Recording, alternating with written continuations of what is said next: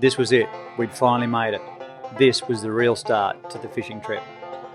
Here, we were going to spend the next 6 days floating down the Wenlock River in flood in search of any fish. Of course, the dueling banjos in the background weren't of any real help.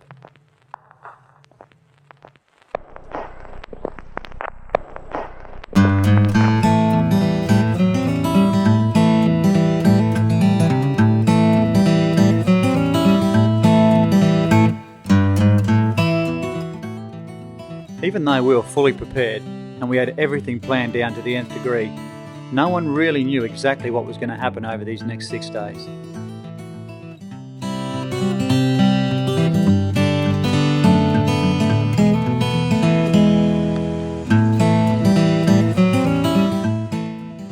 We very quickly worked out that trying to navigate these rivers in flood was going to be a real challenge.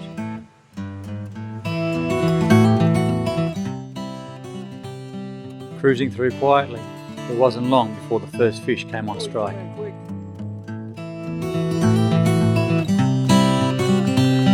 I thought it might have been a barra. Yeah. Paul Graham was on yet again. This was a little barra that came from the timber on the far side of the bank.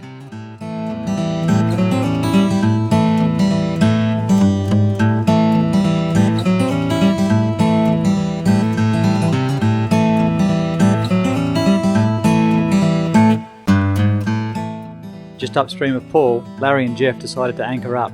This proved a really good decision. The guys cast lure after lure with many multiple hookups.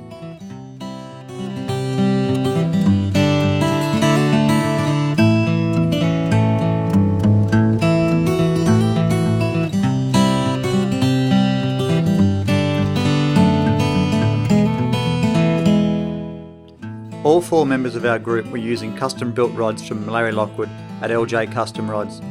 The majority of these rods were in the 2 to 4 kilo line class. These were perfectly suited for casting the smaller lures into really tight country and handled the fish quite well. Fish up to 90 centimetres were landed during this trip on these type of rods.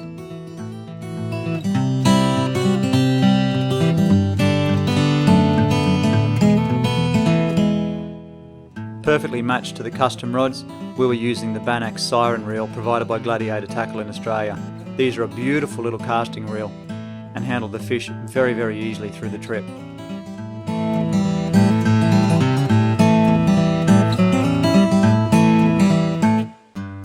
All 4 members also chose to use a leader system made by Phil Lawler in Townsville from All Aussie Shock Leaders.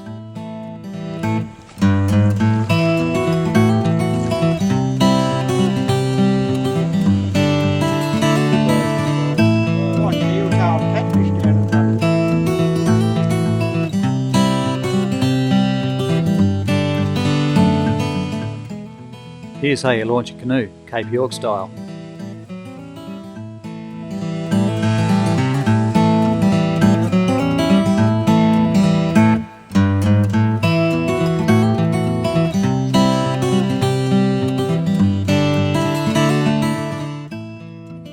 With structure like this, it's any wonder the canoe and the boat came back in a little worse condition than what they came headed out in. We very quickly worked out that while in the canoe, you really had to work together as a team.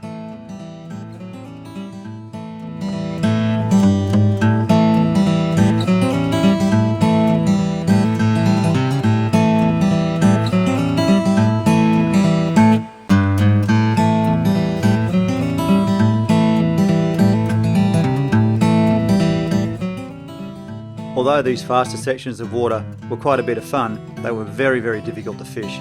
Most of the time we put the rods down and just navigated our way through the timber.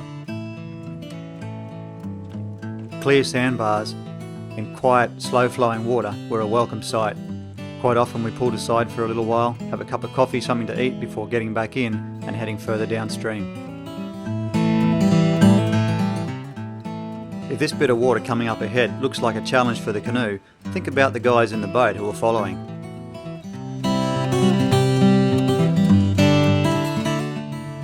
Hooking and landing a fish from the canoe was not an easy job. You had to contend with the snags and the water flow. and a fish from the canoe was worth 10 from the boat. Even though we were in a remote part of Cape York, your casting still had to be spot on.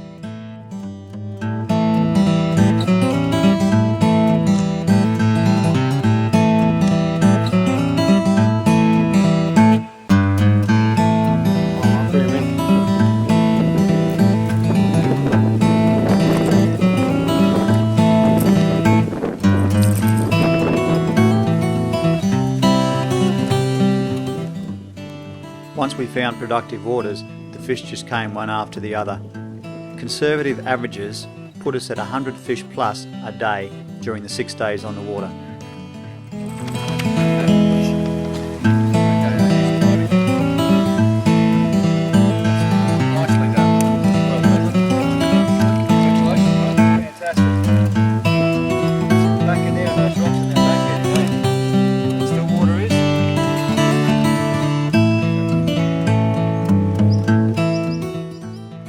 Jeff was using a custom-built Cape Yorker Wenlock rod matched with the Bannax Siren reel, and pretty well used the one Reedy's little Lucifer lure for the whole trip. To say he did well was an understatement.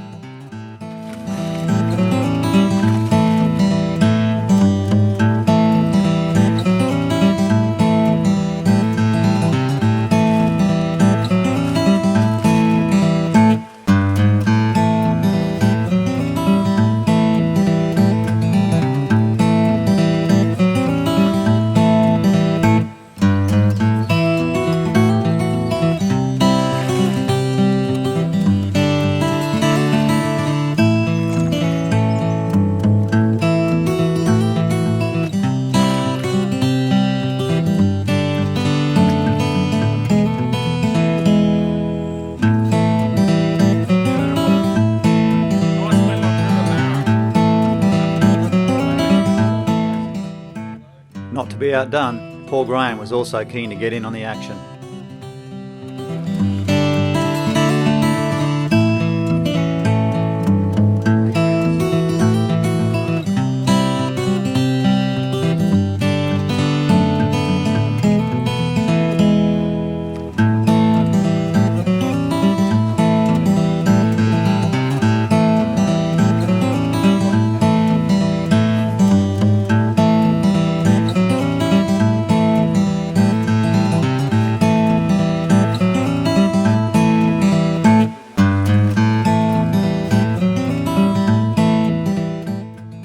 This piece of footage highlights just how quickly things can go wrong.